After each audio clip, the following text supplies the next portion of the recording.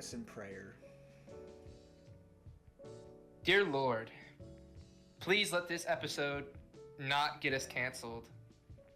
Please help us to find good ideas that are funny and good. And that's about all we can ask for at this point. Amen. Very good. I would have added in there to ask the Catholics to stop touching children, but you know. You can only ask God for so much. You can only ask God for so much. Yeah. Yeah, that's asking a lot. But someday. We The writers okay, hold on. The writers room does not support diddling children by the Catholic Church. Okay, let's just get that real quick. Yes. Great start, by the way. This is a great start to episode 19. There's a great movie, actually. I'm gonna keep this going. There's a great movie with Mark. Don't tell me you're talking about Doubt. No, it's with Mark Ruffalo. It's about. Not like. Maybe, but it's a bunch of journalists who investigate a bunch of churches in America, and great movie. If you haven't seen it, I haven't given you the name of it, but check it out. It's Spotlight. Spotlight, okay, 2009 or 2010 Best Picture winner. I would believe Great that. film. Great film. Also, if on the same topic, Doubt with Philip Seymour Hoffman and Meryl Streep. Oh, okay. Phenomenal film. Okay. Philip Seymour Hoffman plays a priest who's accused of doing that thing that we were talking about. Oh. And Meryl Streep and another nun are trying to like confront him.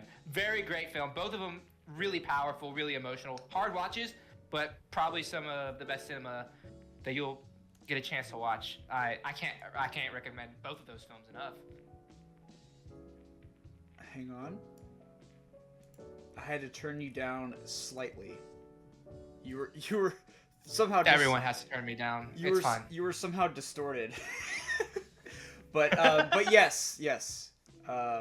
Wait. That does not distort the message that I'm trying to get across. That's correct. Speaking of distortion, I want to, since Cole turned to the fact of my setup here, I would like to turn everyone's attention to Cole's new microphone. Give us a peek. Hey. He's gonna do that. Okay. Hello, everybody. How are we doing today? Your flight is boarding soon. Bing bong. Would you like peanuts or crackers with your in-flight snack today? Oh, buckle those seatbelts. We'd hate for you to fall on a child when the plane takes off. Oh, nice. Tying those ends together. Yeah. Nice. We'll be landing shortly in the Pacific Ocean. We hope you enjoyed your stay on Capital One. Oh, what? I don't even know. I was letting you explore it, but yeah, I got lost. It's okay. We all get lost. But yes, I'm also a Smurf. Wait, I'm seeing my wait. Oh, wait. He's a little purple. He's a little purple on the sides it's here. Working. Hang on. I've had an idea. It's working. Wasn't it not working? Well, it's so blue. This man is complaining about his blue setup. I don't want it to. And he claims the lights are not blue. I do not believe him. They're not. If I'm gonna be honest, I don't believe you.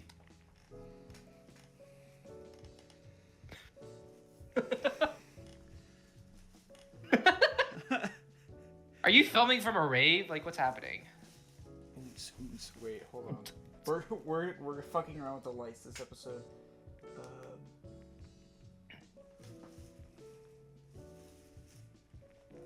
Yeah, that's about the light setup.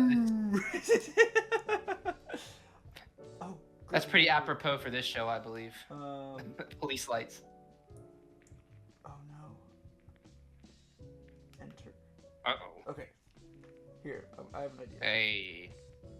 I wonder if I can control. Oh my lord. My lights are hooked up to my phone. Ooh. I should be able to I am now very pink. I hope this doesn't fuck things up. I'm very pink. Yeah, baby. You see that? I do see that. That's pretty cool. You see that? I forgot what color it was. It was purple. This looks good enough. Anyways. I can't. There's no purple. I can't. That doesn't look right. Nah, I like the blue better.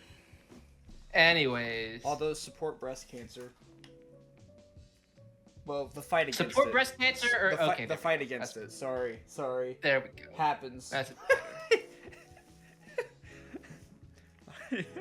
I've made so many donations towards the breast cancer side of the fight when I meant to support the people fighting it. I support an underdog. I mean, if everyone's gonna support one side of a cause, I just want to go the other way. So yeah. Hi there. You just heard a few jokes about breast cancer, and I'm here, Editor Cole, to tell you that we here at the Writers' Room love a good pair of mommy milkers.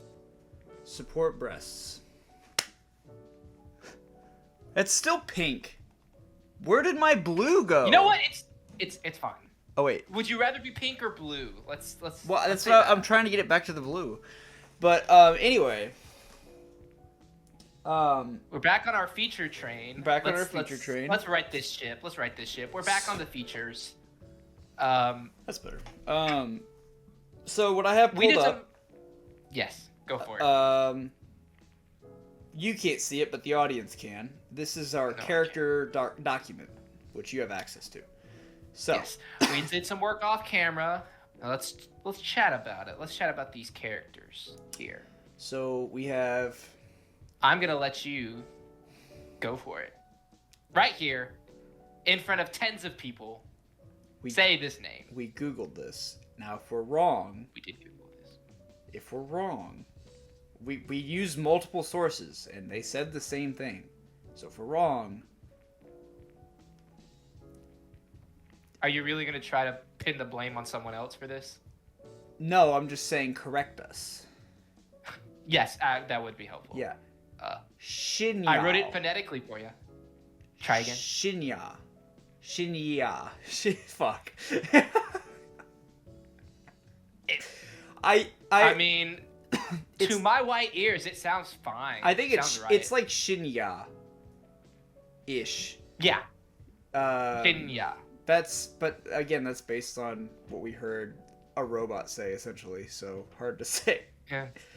But when has a robot ever steered me wrong? I don't know. So the meaning behind this name, that's kind of what we went on, is in certain cultures, names have a lot of meaning. And this is just like the equivalent of like a first name in China. We don't have the family name. The family name actually goes first. And then it's the first name. But so this name means heart and moon, symbolizing inner beauty and serene grace. We liked that meaning a lot. We felt that we could. And we felt that we could tie that into the story, the symbolism of the moon.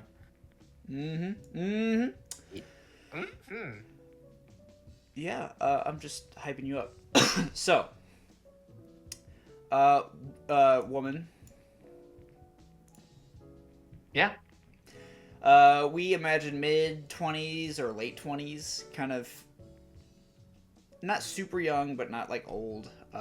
Young person, agile. She's smaller. She relies on her dexterity more so than her strength.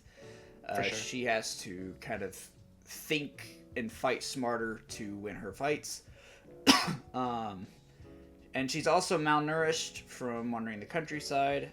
She has to get into Texas. And while we don't have all of the details of that, I don't think, we're very close. And I think we're going to have her, walk in. Green eyes, black hair. We didn't know the skin color here, so we just said the appropriate color for Chinese individuals that isn't yellow. Sue us. I mean, don't sue us, please. Please? Yeah. Please don't sue us. You invited them at first, though, and that scares me. Oh, is this me opening the door? Is that as a possibility? Maybe. No, that's okay. Yeah. No, it's not. No, it's not. We don't want to be sued. I don't have money, Brayden. I don't have money. What do you mean? What makes you think that I do? Well, you're the one inviting people to sue us, bro. I guess, yeah, that's my fault. Keep going on this appearance. But so, just she's from China, green eyes, black hair, whatever her skin color is, probably just the average tone over there. She has light footwork. Like I said, she's small. She's got a kind of blend in with her crowd. She's not like the brute tank of this story, which you don't have to be the main character of Vin Diesel, or The Rock. Just taking shots at everyone today, huh?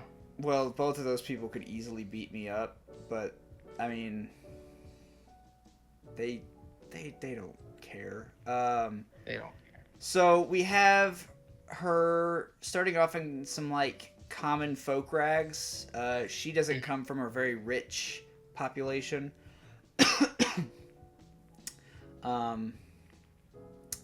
And then she has these other garbs that are more like assassin, kind of helps her perform her combat easily, hold her equipment.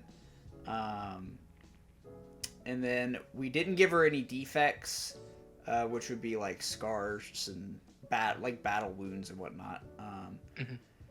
We've already kind of covered the class. Former assassin, then former thief, which she's just kind of both. And some of these are blank. Some of these require some research. We just haven't gotten to there yet. But we have the basics down that'll help us tell the story. We said she likes origami. Folds things. Maybe it's like stuff from home, things she remembers, whatever. Her moral standards. She's a good person trying to move on, maybe from like regrettable life choices.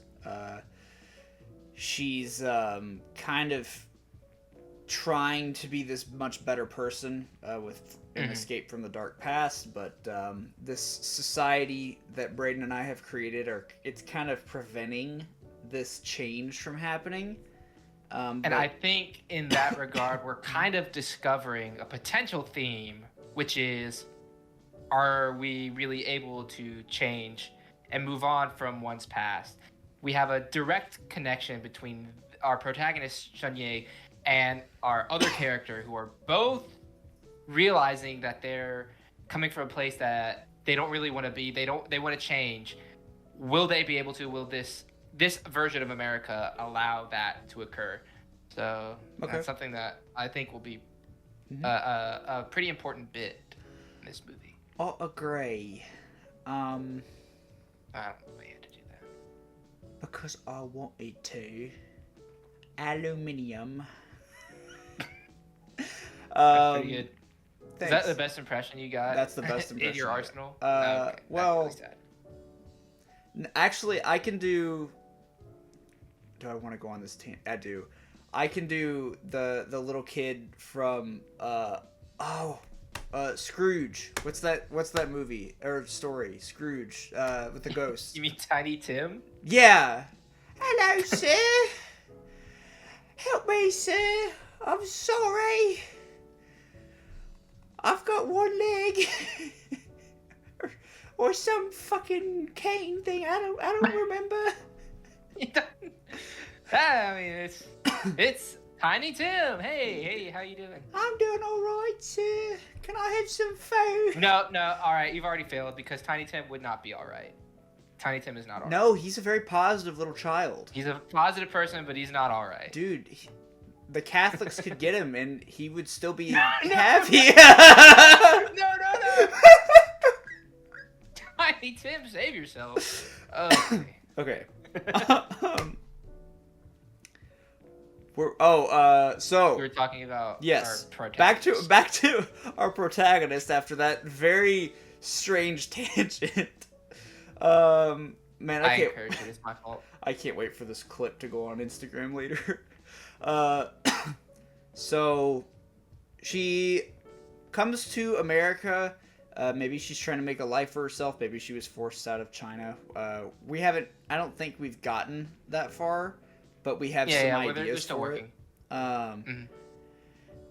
Of course, once she gets infected with this beast stuff, she kind of tries to focus on her, get herself better, which makes sense. I think normal people would do that. She's expressive. We have far more expressive because we actually did our secondary character first, but she's more positive, expresses emotion better. She's more emotionally intelligent, emotionally evolved, and their hope for life is the engine that fuels each decision. She actually believes that there is a positive spin to life. Her disadvantages are she's in this unfamiliar territory, and this aggressive society holds her back. And she's an omnivert. This was covered in the last feature episode, which would have been the one before the last one. Jian sword, which is this Chinese short sword. Shang Biao, Biao. It's a rope dart. And we'll stick to calling it rope dart. Yeah, probably. For now. Those are smuggled with her to the States. And I've kind of covered her IQ. She does have some good battle IQ. We probably should add that, but yeah, probably. Stealth IQ and whatnot. And then Flynn Darrow, the coyote. Man, I think I'll take this one over, so I can say something. That's a great idea. I'm sick of reading.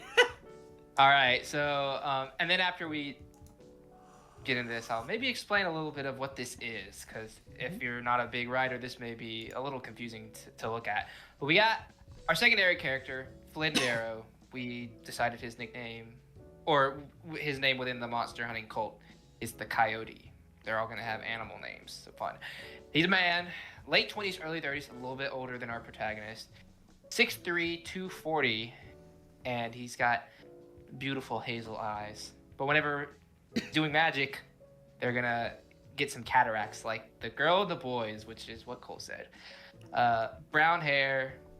Yeah, don't do that. White skin.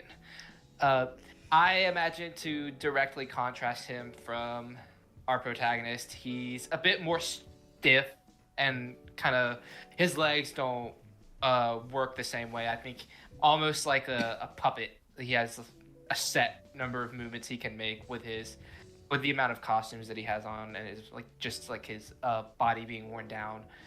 Each step is like a lumber. He has his dark red hat, maroon trench coat, white vest, and black shirt. We got his costume all figured out.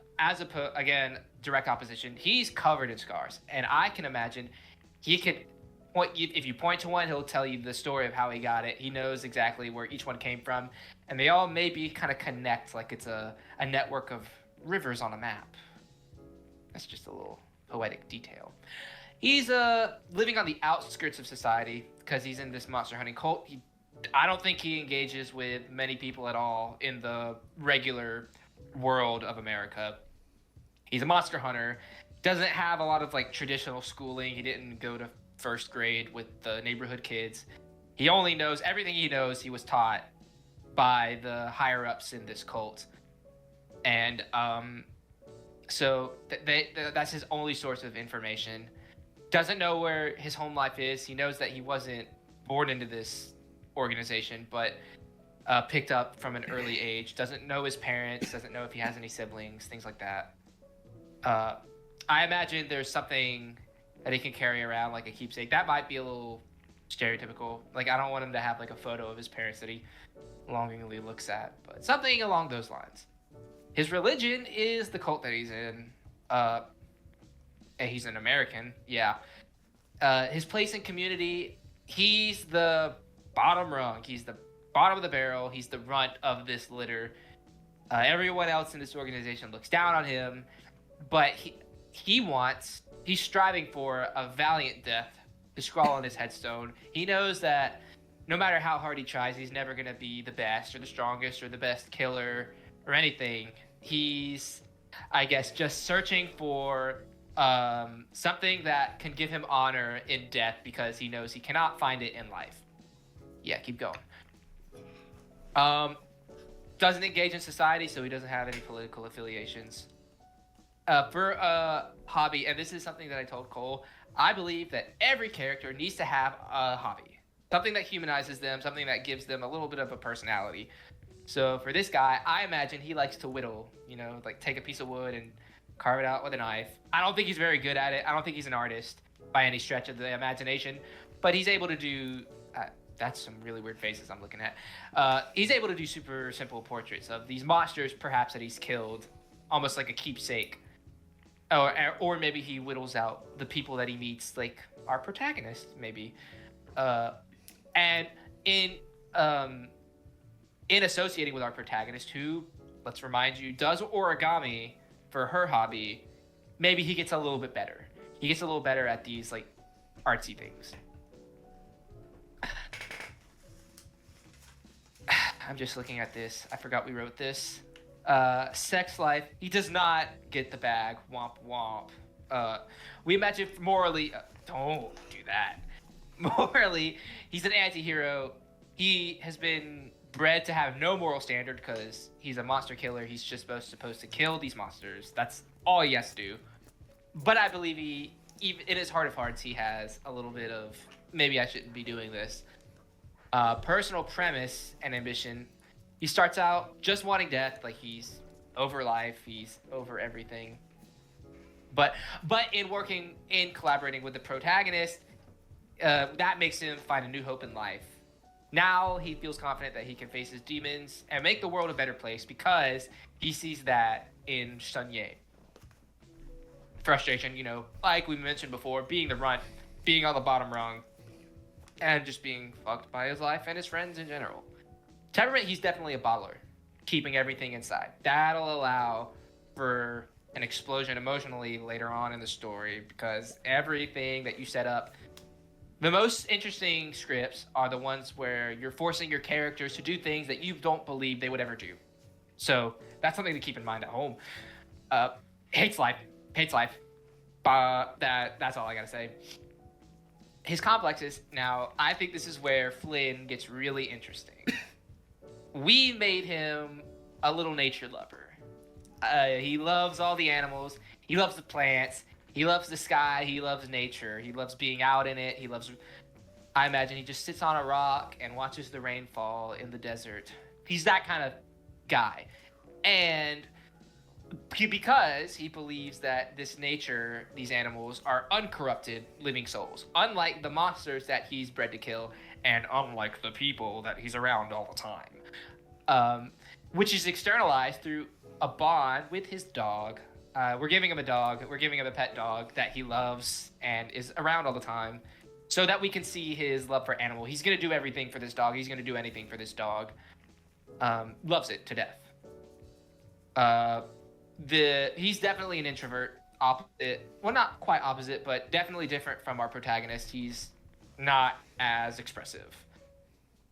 We said that he wields the Peacemaker, the gun, bolt action rifle, a transforming pickaxe. We did some weapon transformation stuff, and a hunting knife. Bang bang. Left this one blank again. His IQ. He's mostly knowledgeable in hunter magic, so like the blood magic things, and combat. We imagine he's the one who's really good at gunslinging and shooting, while our other character is a bit more proficient in hand-to-hand. Like average intelligence on other things, like history maybe. Like he's not a smart guy. Like if you look at him, you're not going to say he's intelligent or he's dumb. He's kind of just in the middle. But he doesn't really have emotional intelligence. He cannot express his feelings. He doesn't know how to talk to other people about their feelings, which gives our two characters a big barrier that they're going to have to figure out how to cross, because these two people have different styles of communication and different ways of expressing themselves. And it never goes well when you have two people who express themselves differently in the same. What the fuck are you doing? I'm being the visual. Oh yeah. Those are our characters. And very briefly, before we move on, just very briefly, This right here is what we call a bone structure. These are 27 questions written out by a very famous playwright named Leos Igri. He developed this system to give you an idea of who your characters are. You have everything from their physiology, what they look like and how they move around, sociology, where they're coming from and what's their place in society, and their psychology, what goes on in their mind, what do they believe, what do they think. You answer these 27 questions, you're not going to have a full character. As you can see, we still have a lot of blank spaces in these character sheets that we need to fill out. But the hope is you should know your character a little bit better and have more confidence to tell their story. So if you want to look, just look up Leos Igri bone structure on Google. You'll find all the questions right there with a little blurb explaining what each one means. And have fun writing out there, folks. That's really what the show is about, having fun writing. Yes, Cole. And maybe if Senior Kirkland remembers, he can link an example of one of these. I can link an example in our That's description. Even better. In our description. I will try to check out the description if you want this kind of template thing, and maybe there'll be a link there that Braydan, maybe this one. Yes, and if there isn't, you can burn me at the stake. How about that? All right. Damn. Well, now that we have our characters down, maybe we can keep going on the beat sheet. What are you thinking, Cole? I'm high on caffeine. Leave me alone. Oh, yeah! That's all, folks. I don't know. That's definitely not all. We're still... Don't roll the outro this time. Yeah, no. We're still moving along. So this is our beat sheet. It shouldn't have changed since we've all last seen it. And some of this was copied over into the character sheet, like the equipment, the clothing, and some basic information. We were on the decision, which just before that, the protagonist is lying on the ground after just being infected, and she has to convince him not to kill her. Which my idea for that was she accidentally proves she's the chosen one that can defeat the monsters. That was my thought. I have a thought that kind of plays on that a little bit, but not so much. But it kind of ties into what I believe could be a midpoint, and also an inkling of an idea of what I think the climax could be. So it's all kind of like a straight line, but with some tips and points. Also, before I forget, we do probably need to adjust 1.1, because now that we know who our character is, Flynn Darrow is a guy looking for death. So maybe his actions in 1.1 now don't make as much sense. Why would he be killing these people if he's trying to look for death? But that's a problem for later. Let me tell you, folks, what I think could happen throughout the story. The biggest beats of the story. Let me see if I have my things. Anyways. So, my proposal the proposal is, if we're doing blood magic, which I think we're both agreed that is the method of magic things that we want to do. What if some characters or some people in this universe have more powerful blood than others? Sure. In so being, our protagonist perhaps could be one of those people that has special blood. And in order to do this blood magic, the monster hunting cult had to perform bloodletting rituals in order to get the blood from these people to use for magic.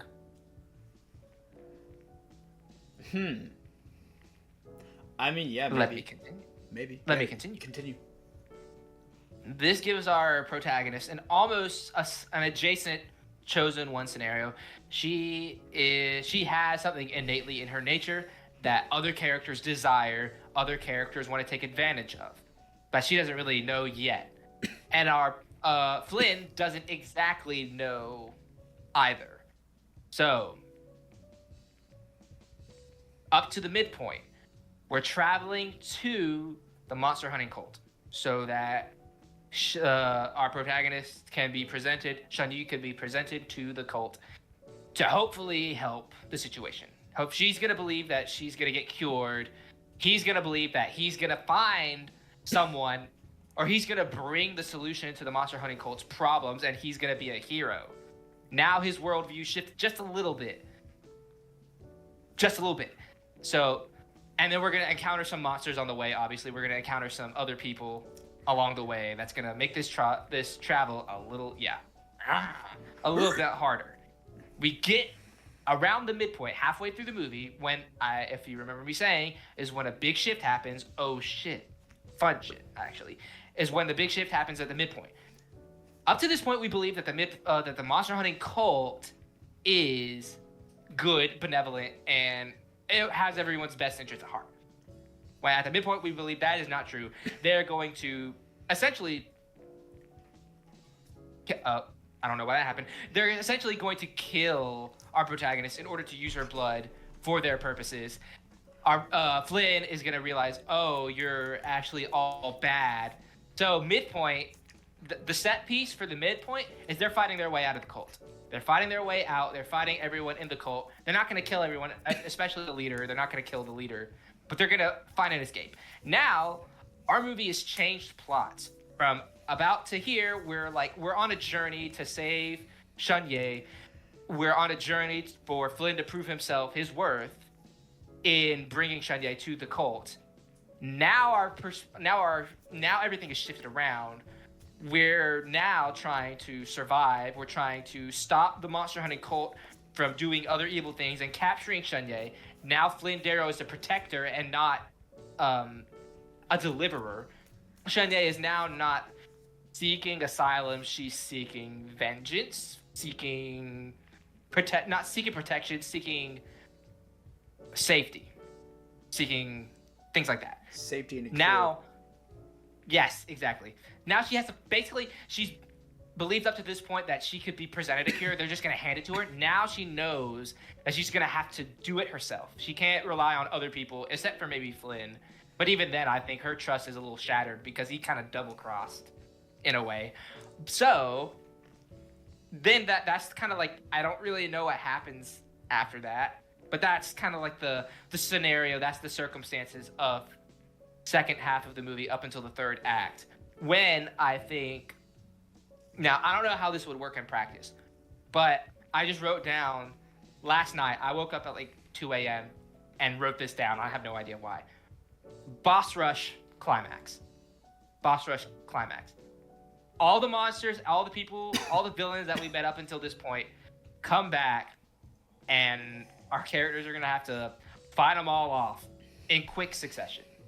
These are very tense circumstances. I believe they're in a very tight situation, in a closed quarters, and everyone comes back to try to fuck them over. And our characters have to fight their way out of this. Yes. And those are my ideas.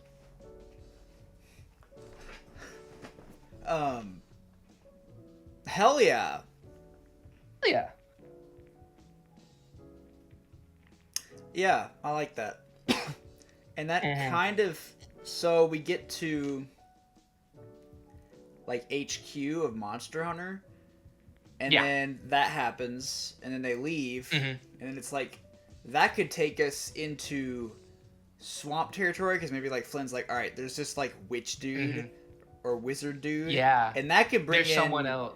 That could bring in your guy that you came up with. And you could full send that guy. I don't know if you imagine him living in a swamp, but I mean, could live in a swamp. He could live wherever he wants. Yeah. But so, here's another piece of advice in writing a film, because this is how I came up with this idea. And this is something that let me just start over.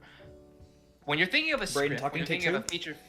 Yeah, when you're thinking of a feature film and you want to make it really exciting and really give your movie an exciting midpoint, whatever you think the climax of your movie is, move it up to the midpoint, okay? And then try to figure out what the climax is after that. What's the craziest thing that could happen after the craziest thing you could think of, first off? So when we're thinking about this movie, what do you think maybe the climax, the natural climax, is we're gonna get to the monster hunting cult and then we're gonna fight them after we find out they're evil. Let's move that halfway through and let our characters figure out what to do after the fallout of that. Because that's really interesting, that's really tense, that's an emotional moment, and there's a lot of action there. Just in that premise, we're gonna fight the monster hunting cult. We're gonna basically shoot our way out of this headquarters. I can't think of there's a bajillion examples of like that kind of scenario, but we're gonna like fight our way out. Move that to the midpoint, figure out what to do after that. What's crazier?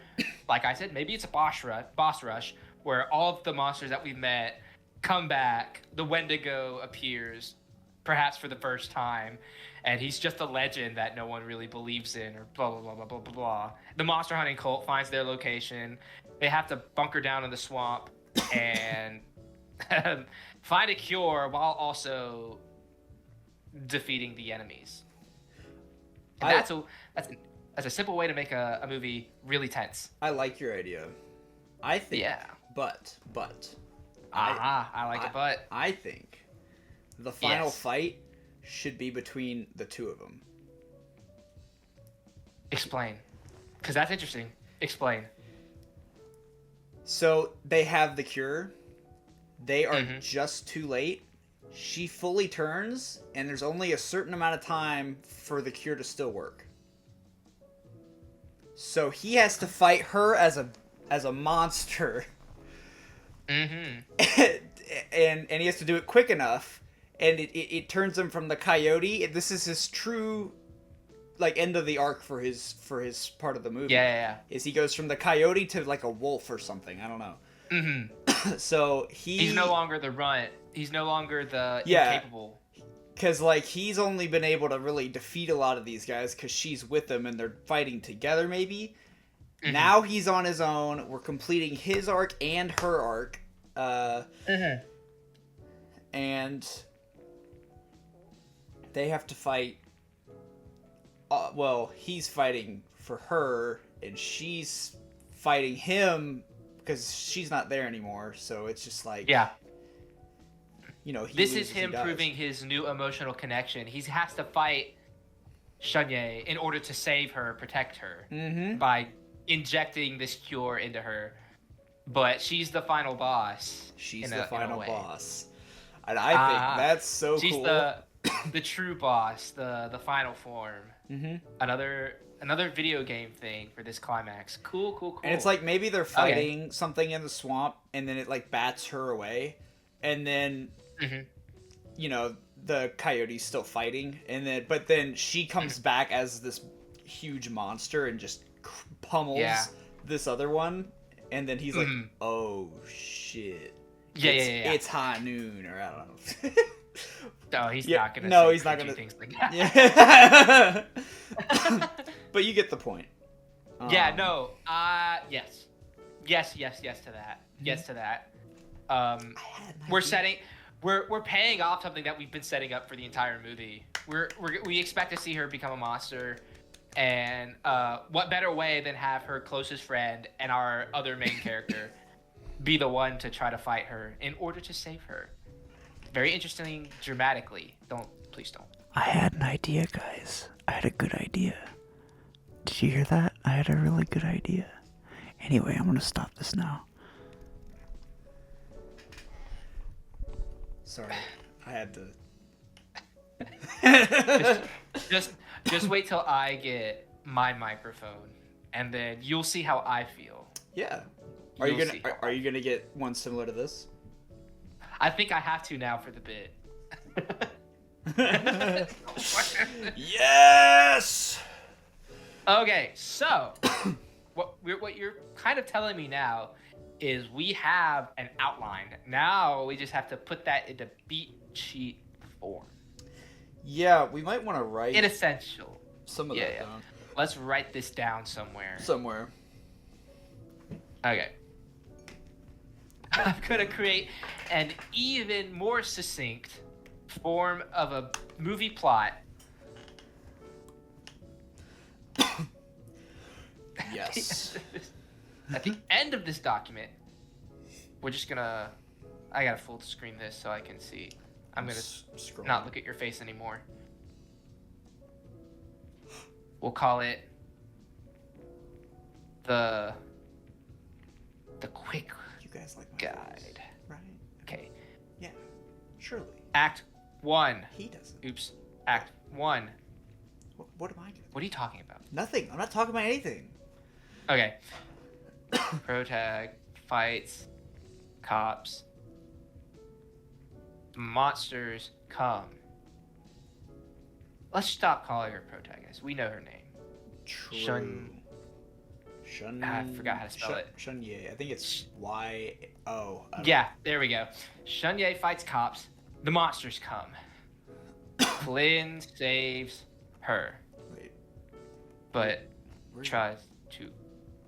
I'm at the very bottom. I'm on page 5 of this new film beat sheet document. Oh, there you are. Okay, yes. Yeah. I'm here. Out of the way, but here. Flynn saves her but tries to kill her after infection. She's like, yo, my blood special dough. So they go on adventure. Act 2. The adventure. Let's be a bit more specific. The aforementioned adventure.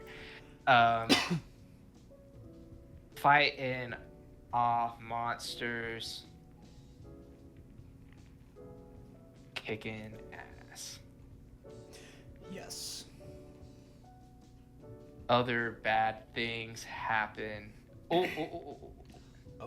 Yeah, well, let's be vague right now. Other bad things happen. Yep. People being dicks and such.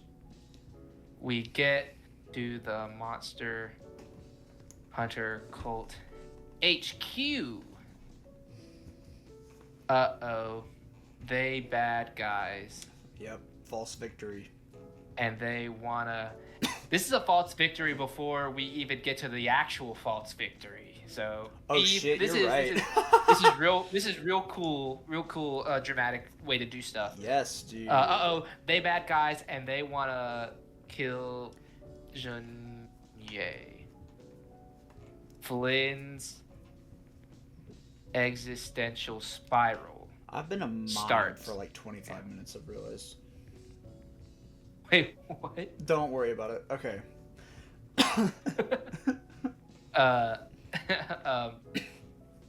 Fight their way out of HQ. Alright, cool. More worse things happen.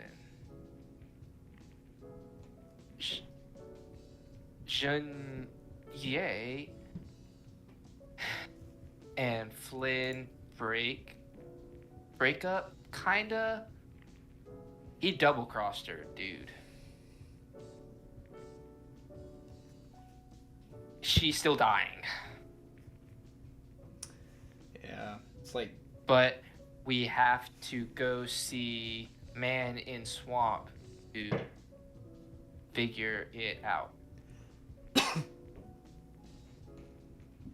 The Monster Hunter Cult on their tails. Mm-hmm. Act.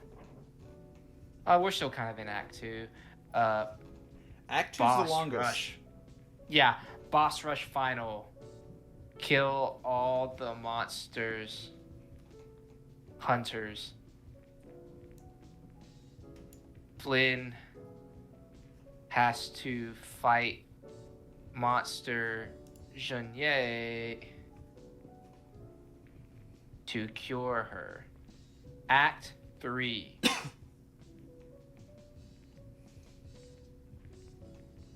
Fight. Oh, hold on. Okay. This is technically. Yeah, that's Act 3. Yeah, I was gonna say. Okay, so false resolution is we beat the monsters / hunters. I wonder. But hold on. Jeonye. Yeah, I'm listening. So, I wonder if we add, like, hold on. Let me just do it, and then you can X-nay.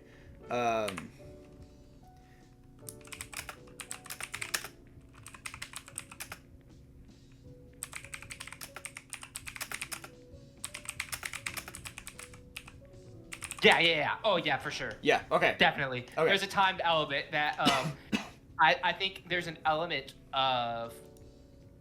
It's almost like we're setting up a video game final, and I don't think we need to write it like a video game final. Yeah. But like in a video game, the prompt would be you have to give me time to make this antidote. Mm-hmm. So fend off the monsters, fend off the monster hunters that all want to fight me. I think this is where Jeonye shines too, because she's assassin. Right before she turns, she has to have her like brilliant strokes of combat. Bro is locked. And then and then then false resolution, they succeed. They get rid of all the cult, or at least this section of the cult in this area. I imagine there's like a lot of them around the country, and the monsters that are a most immediate threat right now. So they save the day, and the cure is ready. But that's when Jeonye turns into a monster. They believe for a moment it's too late, that they can't save her, but Flynn is like, I have to try. So he has to fight her, and then true resolution, bang, jab it. I think this has to have a bit of a Hollywood ending. He has to save her. Jab it into her. She turns back to human. She's saved. Do you disagree with me on that, or? Sorry, yes. You disagree with me on that? I agree with you. You think she? No, okay. she dies. Yeah, she. That would be She dies. The sequel is Flynn as the protagonist. After this whole time that we're setting up this plot line, let's just kill her off. Yeah. Everybody dies. Von Trier type move. Okay. But yeah, no, she's. Yay, he saves her, and then. But I've had a thought. Yes. Is she fully saved? Is it? No, I don't think so. So, well, hear me out. Is it like a situation where she's still part, like she has like a Hulk-like thing? Could be that. Maybe. Could be that. Maybe. Or the physical toll of transforming into a monster and then back is so damaging that she almost has to relearn everything. And there's a whole toll of like coming back to the human side. So there's not like a thing where she turns back into a monster for superpowers. I don't really know if I would want to do that, but I think a bit more grounded. Okay. She turns back into a person. She's like, her muscles are all just like fucked up. Like they've just been like torn and stuff. There's almost like physical therapy before physical therapy is a thing. So it would carry on into like a sequel if we did it, because we don't have time. Yeah, that would almost be her arc in the sequel, is regaining her lost humanity, in being able to like recuperate after a vile transformation like that, and also just emotionally. We're recovering from the fallout of movie 1 if there is a movie 2. But I think there's a movie 2, personally. There's definitely a toll to. There's definitely a huge noticeable toll on her. She's not great, but alive. And then our final shot maybe is Flynn taking her to, walking her into the sunset or something cringy, fun, pretty like that. Yeah. Into sunset. There we go. Guys, that's kind of our movie right there. We've got an outline. We don't even need the B sheet. We definitely. Yeah. there are a lot of gaps here, but this is we should have done this a while ago. Honestly, this is great. It's fine. But we have a movie in our hands. You can hold that out and look at it, so you kind of know where our heads are at plot wise. This gives us I'm gonna talk over him doing this. This gives us a direction. We know kind of where we're going now. Oh, no, we know exactly where we're going. Now it's time to flesh it out, and then we'll get to flesh it out even more when we start writing the actual damn script. Yeah.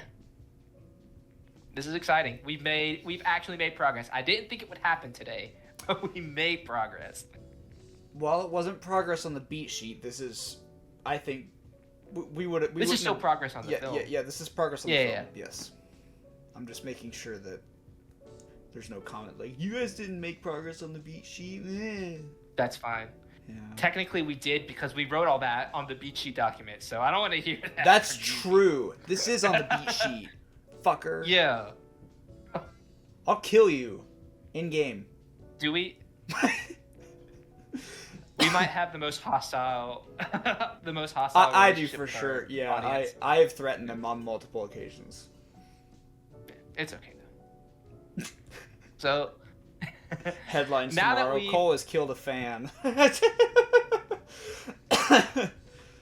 But now that we have went over our character outlines, our bone structures with the audience, and we worked on an outline together on the air, is there anything else that we need to do before we call it an episode?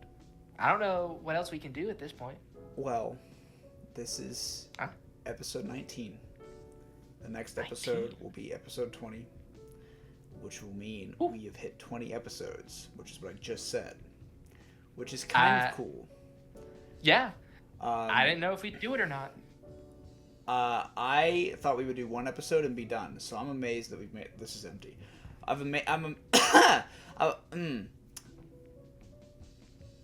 Yeah. Yes. I agree. I thought this would be a one and done thing, but we're chugging along and have no signs of stopping. So this is really exciting. And you know, this is not empty. It's gonna pay off here any day now. I believe that too. Any day now. And even if it doesn't, we're having fun, and that's all that matters. That's true. But it kind of suck. Yeah. But we'd still have fun. So. What were you saying?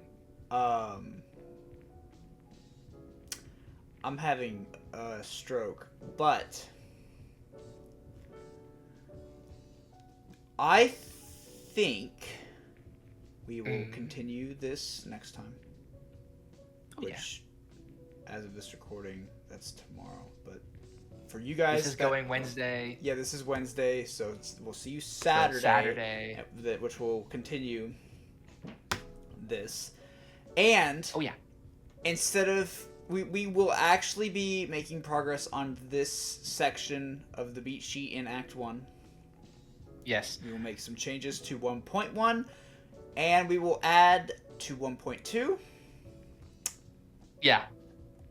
And then Act 2 and 3, and so on and so forth. And, you know, eventually we'll write the damn thing. Yes.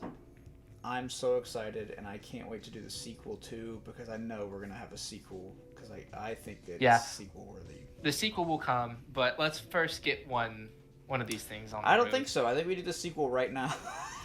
Yeah, let's start working on the sequel. Start working on the sequel. Yeah. I don't have anything else like it. I guess maybe like it, or you know, you don't have to. I mean. We'd appreciate it. I'd appreciate it. That tells me that I'm doing the right thing. It tells Braydan he's doing the right thing. But if you dislike it, well, that's how we know we're not doing the right thing. Yeah, we will know.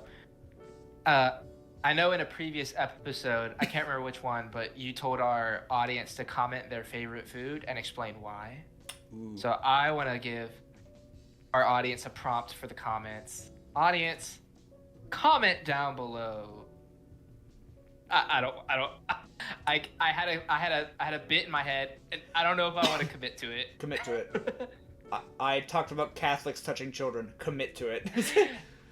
It was trying to bring that bit full circle. Go ahead. Audience at home, comment which Catholic priest diddler is your favorite, huh? Let's get into it. Let's start discussing. Let's do it. Yeah. No, but seriously, in all honesty, comment down below what you think of this episode, and if you have any ideas for this feature film. I know we have an outline now, so we have a bit more of a direction, and you have a bit more to talk about. So let us know what you're thinking. Yes. We love to hear from you, the fans at home. Also, now that we've got the YouTube stuff out of the way, we do have an Instagram page. We've mentioned that a couple of times, but as of this day recording, Cole, I don't know if you know this, but we're on TikTok now, baby. We're on TikTok. I got the page up and running. The clips that are going on Instagram will also be on TikTok. So, if you have one and not the other, this is your chance to get in on the game. But if you have both, you can just watch Gold twice. Oh You're my welcome. Gosh. I don't even have TikTok we will on have my it. phone. Yeah, we'll have it linked in the description, maybe. And also, if editor Cole wants to be like my best friend, he'll have it put in the palm of my hand and crushed and thrown out to you, something like that. Anyways, we are on TikTok now. Super excited. What the fuck am I gonna do? Okay, yeah, I can do that. That's not a problem. Yeah. Yep. Mm-hmm. For you, Cole, and just for the audience at home, I made the account yesterday and posted our first just one clip without telling anyone. It has over 600 views now. Just wait, actually? Holy I'm shit! not kidding. Holy fuck, dude! No, you're lying to me. I'm not joking. Oh my fucking god! If you're on our Instagram, I made a post announcing our TikTok, and at the very end is a meme that's like the Mr. Incredible, like happy sad face, and I was like, our YouTube channel has over 17 hours of content and just like a couple of views right now, and our TikTok has like 30 seconds of stuff, and already like almost 7 times the views of everything we've cut on YouTube. So we'll be continuing to post on TikTok, and if you like TikTok, go on over. But if you're if you have a bit more attention span, this is where all the fun happens on the YouTube channel. I'm tearing up. Yeah, like, just that's so cool. One reel. It's the one where reel. Yeah. Do you want to guess which one it is? It's the first one I posted on Instagram. Oh shit! You've posted so many. Yeah, I got a lot now, but it was go ahead. Episode 14. Gotta break babies to make an omelet when I froze. That's a good one. That's a great That's one. Yeah. And so that unfortunate face of me being frozen is being seen by a good chunk of people now. So hell yeah. Well, hell yeah. The only thing we forgot in the YouTube department is subscribe. Oh yeah, hit the subscribe and hit that bell for notifications, because we're gonna be continuing on this feature, and you want to know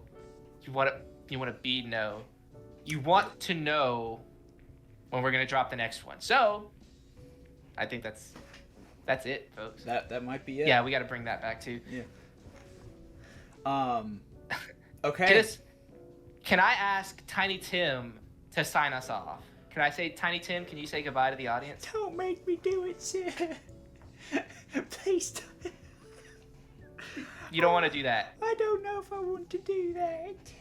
What the fuck's happening? Let's see if I have an impression in the bank. All right, Stitch from Lilo and Stitch, maybe, is gonna say goodbye. Go for it. I immediately don't want to do it. Yeah, it's hard. Mickey Mouse. What? I feel much more confident with. Mickey Mouse is gonna say goodbye. Goodbye, everybody. We'll see you next time. Shit, that was pretty good. All right, bye. All right, for real. Bye, everybody.